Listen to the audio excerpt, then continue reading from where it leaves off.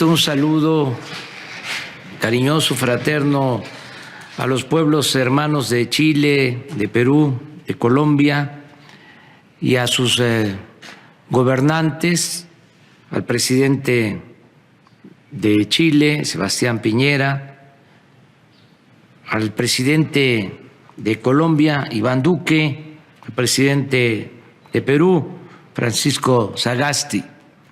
Me da mucho gusto participar en este encuentro de Estados miembros de la Alianza del Pacífico.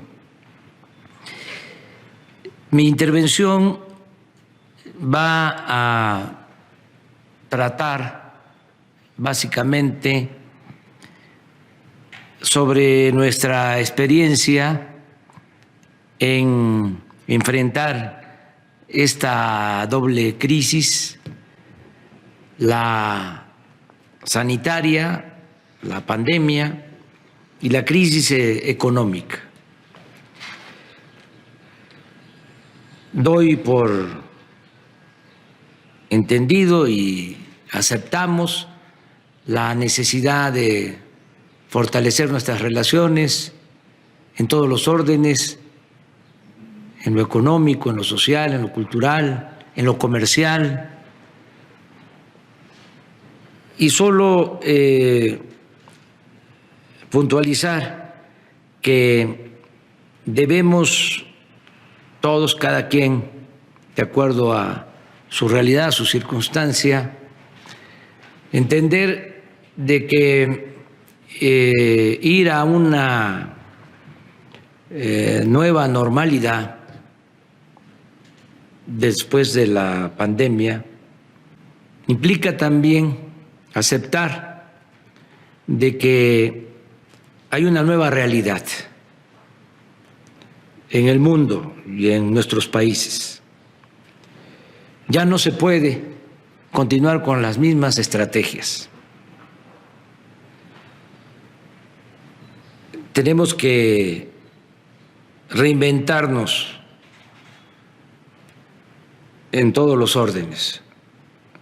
Ya no se puede seguir sosteniendo la misma política económica. No se puede poner vino nuevo en botellas viejas. Más cuando las políticas que se han aplicado en el pasado no han dado resultados. Esto no es un asunto ideológico, es de juicio práctico. A nosotros nos deja lecciones muy importantes la pandemia, así como nos deja sufrimiento y tristeza por la pérdida de vidas humanas, también nos enseña de que no se debe de abandonar el sistema público de salud, que fue un error grave apostar a la privatización de la salud, como se hizo también en el caso de la educación.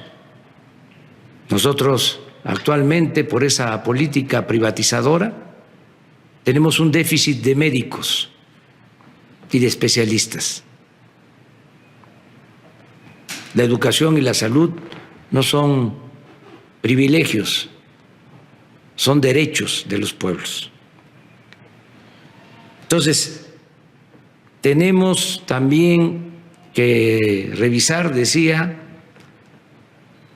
la estrategia que se ha venido aplicando cada vez que se presenta una crisis económica. Antes, frente a una crisis, lo que se hacía y se recomendaba, incluso hasta por organismos financieros internacionales, era recurrir a créditos, endeudar a nuestros países y utilizar ese endeudamiento para rescatar a las grandes corporaciones tanto empresariales como financieras. Ahora, con la crisis que precipitó la pandemia,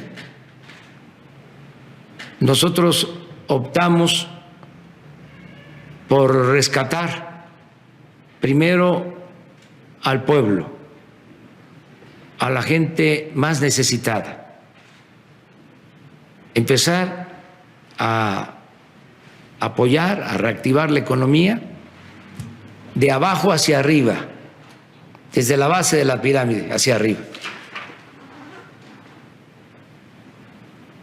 Se intensificó el apoyo a programas sociales, programas del bienestar. Se adelantó la entrega de recursos para la pensión a los adultos mayores,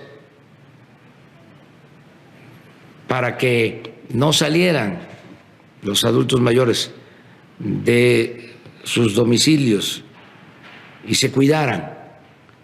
Se adelantó también el pago a niñas, niños con discapacidad, se adelantó el pago para 11 millones de estudiantes que reciben becas.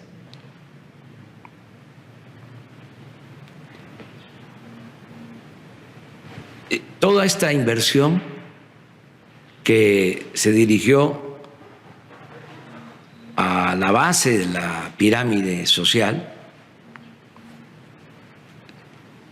ayudó a que no se nos desplomara el consumo, que la gente contara con lo fundamental, los alimentos, los artículos de primera necesidad. Entonces logramos que la economía se reactivara pronto. Ya estamos en ese proceso. Es importante informarles que esto se reforzó con una aportación extraordinaria de nuestros paisanos migrantes, que a pesar de la pandemia están enviando ahora más recursos a sus familiares en México. Este año vamos a tener remesas récord. Vamos a alcanzar 40,000 millones de dólares de envíos de mexicanos que trabajan, viven en Estados Unidos y que envían estos apoyos a 10 millones de familias en México. Un promedio de $350 mensuales por familia. Entonces, con este apoyo y con la decisión de destinar recursos desde abajo a la gente más necesitada, estamos saliendo adelante. No solicitamos créditos, no aumentamos impuestos, no aumentamos los precios de los energéticos y estamos optimistas, a pesar de lo difícil que ha sido enfrentar la pandemia, que a pesar de la caída de la economía, estamos seguros de que saldremos con esta fórmula, con esta nueva estrategia. Desde luego, como ustedes saben, en México hemos decidido acabar con la corrupción. En nuestro diagnóstico, desde que estábamos en la oposición, sosteníamos de que el principal problema de México era la corrupción, que nada había dañado más al país que la deshonestidad de los gobernantes y que teníamos que erradicar la corrupción, desterrar la corrupción. Y ahora que estamos en el gobierno y estamos llevando a cabo un programa para limpiar de corrupción al gobierno, de arriba para abajo, como se barren las escaleras, como se limpian las escaleras, estamos encontrando también que el combate a la corrupción no solo es un asunto de índole moral, sino también el combatir la corrupción significa liberar muchos fondos para el desarrollo. Esto se complementa con una política de austeridad republicana, es decir, abandonar los lujos en el gobierno. Le costaba mucho al pueblo mantener al gobierno. Ahora hay austeridad y eso también significa ahorros. Ya en México no hay Estado Mayor Presidencial. ¿Saben cuántos elementos del ejército cuidaban al presidente o cuántos elementos constituían el Estado Mayor Presidencial? 8,000 elementos para cuidar al presidente. Se compró un avión para el presidente que lo queremos vender y no podemos porque está valuado en $120 millones. Y como es muy lujoso, extravagante, no hay quien quiera comprarlo. Pero imagínense el tamaño de esos excesos, la dimensión de esos excesos. Entonces todo eso se termina y con el combate a la corrupción y con un gobierno austero estamos liberando fondos para el desarrollo. Y repito, no hay necesidad de endeudar, ni de aumentar impuestos, ni de cobrar más por las gasolinas, por el diésel, por la energía eléctrica. Y sí termino comentando, subrayando, de que es muy importante repensar acerca de lo ineficiente que ha sido el modelo económico neoliberal. Desde luego, bueno para las minorías, muy malo para los pueblos. El gobierno tiene que representar a todos y tiene que haber una división clara entre el poder económico y el poder político. Cuando el gobierno está al servicio de una minoría, no se puede avanzar. Entonces, yo celebro este encuentro con ustedes.